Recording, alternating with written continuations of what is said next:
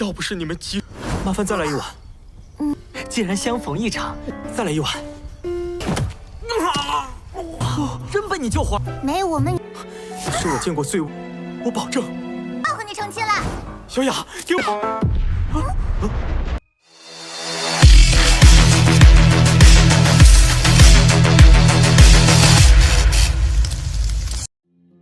Halo semuanya, selamat datang di Ruang Sinema. Bagaimana kabar kalian semua? Semoga selalu sehat dan baik-baik saja.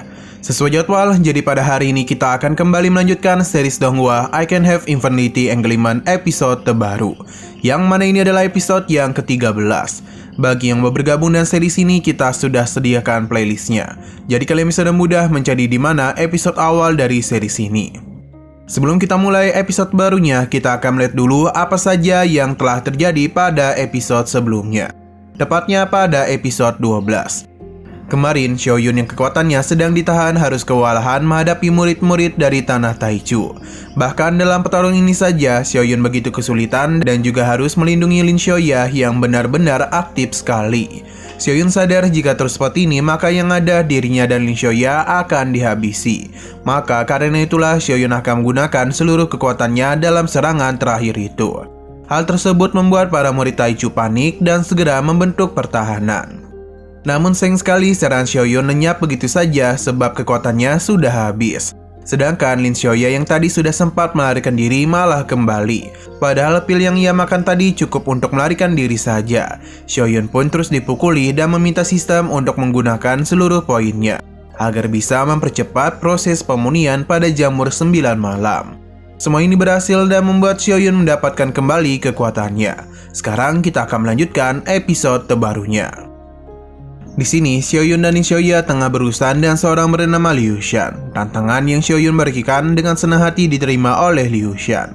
Sepertinya Xiaoyun ini telah salah memilih lawan. Bahkan sistem memberitahu kalau misinya adalah mengalahkan seorang jenius dengan fisik istimewa. Hadiahnya tidak main-main, yakni 20 poin pencerahan. Xiaoyun agak kaget karena lawannya memiliki fisik istimewa. Liu Shan membenarkan hal tersebut.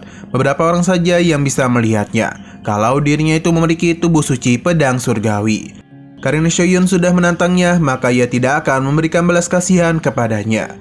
Xiaoyun dan Liu Shan pun langsung saja bertarung.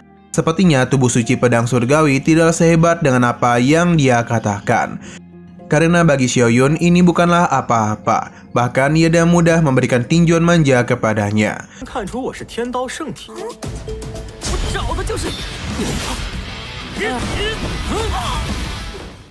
Xiaoyun yakin kalau Liu Shan ini sepertinya belum pernah menebas seseorang. Liu Shan mengakui kalau Xiaoyun sangatlah kuat, jadi menyulitkan dirinya untuk bertarung dengan serius. Sebelum Xiaoyun melakukan penyerangan itu, Liu Shan meminta untuk berhenti karena dia ingin izin ke wasit dulu untuk ke WC. Karena saat ini perutnya tengah sakit. Agar bisa diizinkan, Liu Nansan pun memberikan kompensasi dan ia pun segera pergi untuk menyelesaikan urusan alam.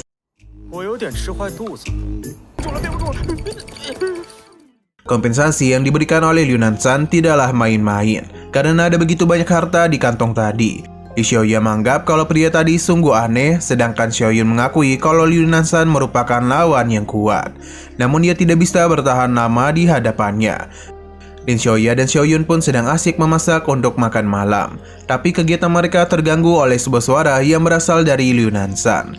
Awalnya Xiaoyun mengira ia sudah meninggoy, tapi Lin Xiaoya langsung meninju perutnya agar bisa menyelamatkan Liu Nansan yang pastinya tengah terdesak. Padirnya, Liu Nansan pun sadarkan diri juga. Xiaoyun benar-benar terpukau dan kehebatan Lin Xiaoya yang bisa menyembuhkan seseorang. Bagi Lin Xiaoya yang dirinya lakukan tadi sangatlah mudah. Selain itu, Liu Nansan tidaklah diracuni, melainkan cuma terdesak saja. Liu Nansan tidaklah menduga akan bertemu kembali dengan orang-orang ini. Ia pun menolak makanan yang diberikan oleh Lin Xiaoya, karena baginya ia tidaklah mungkin mati kelaparan. Alhasil ia pun terus menghindari suapan maut dari Lin Xiaoya. Ini pun sempat membuat Lin Xiaoya kesal. Sampai akhirnya ketika Liu Nansan terus ngebacot, Lin Xiaoya pun menyuapinya secara paksa.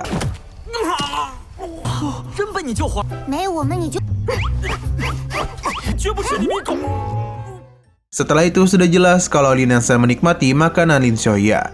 Mereka pun penasaran mengapa Liu Nanshan bisa membawa begitu banyak harta dan juga bahan-bahan makanan. Liu Nanshan pun mulai bercerita kepada mereka berdua kalau sebelum pergi, kakeknya yang mengkhawatirkan dirinya memberikan bahan-bahan kelas atas, bahkan seorang koki senior juga ditugaskan untuk ikut bersama dirinya. Terlihat jelas betapa sayangnya kakeknya itu kepada Liu Nanshan. Namun ketika kokinya itu ingin memberikannya makan, sosok naga pun membawa kokinya itu pergi dan inilah terakhir kalinya mereka bertemu. Dengan begitulah Liu Nanshan tidak punya pilihan lain selain memasak sendiri. Dan kemampuan pedang yang ia miliki memasak sangatlah mudah untuk dilakukan. Tapi untuk rasanya mungkin tidaklah layak untuk dimakan. Tidak heran mengapa sejak tadi Liu Nanshan sakit perut. Ia pun kembali menambah dan ini adalah ketiga kalinya. Cukup wajar mengapa Liu Nanshan kelaparan karena ia sudah tidak makan selama 3 hari lebih. Xiaoyun merasa kalau pertemuan mereka ini adalah sebuah takdir. Jadi dia pun mengajak Liu Nanshan untuk ikut pergi bersama mereka. Liu Nanshan paham dan meminta nambah lagi.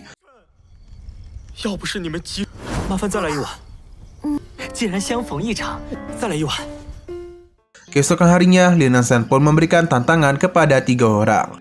Melihat keberaniannya itu, mereka pun hanya tertawa saja. Karena bagaimana bisa ia seorang bisa mengalahkan mereka bertiga sekaligus.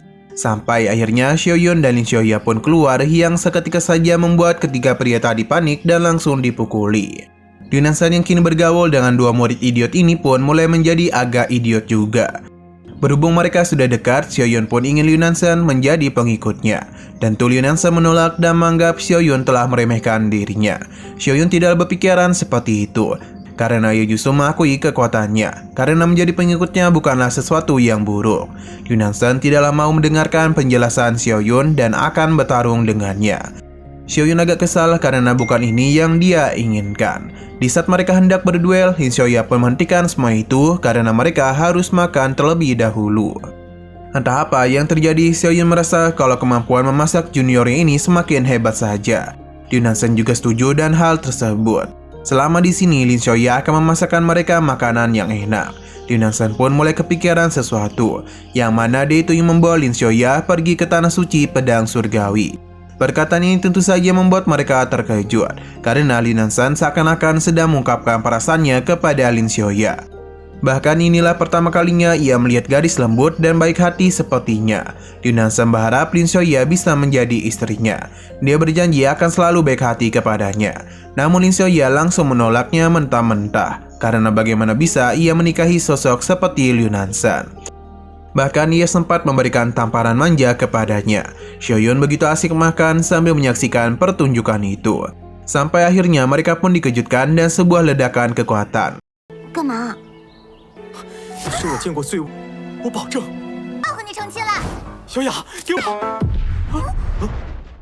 Xiaoyun dan yang lainnya pun pergi untuk melihat asal dari ledakan tersebut, yang mana di sana ada seorang pria yang sama sekali tidak dikenali oleh Xiaoyun. Sedangkan Liu Nanshan sepertinya mengenali mereka, karena bagaimanapun kedua orang ini sangatlah kuat dan bahkan bisa dikatakan memiliki keberadaan setingkat monster. Sebelah kiri adalah Jiang Haoran. Ia memiliki badan raja ilahi yang menempati peringkat ke-9 di antara tubuh tertinggi. Sedangkan di sebelah kanan adalah Li Chen yang juga memiliki tubuh waktu dan ruang. Tubuhnya menempati peringkat ke-6 di antara tubuh tertinggi.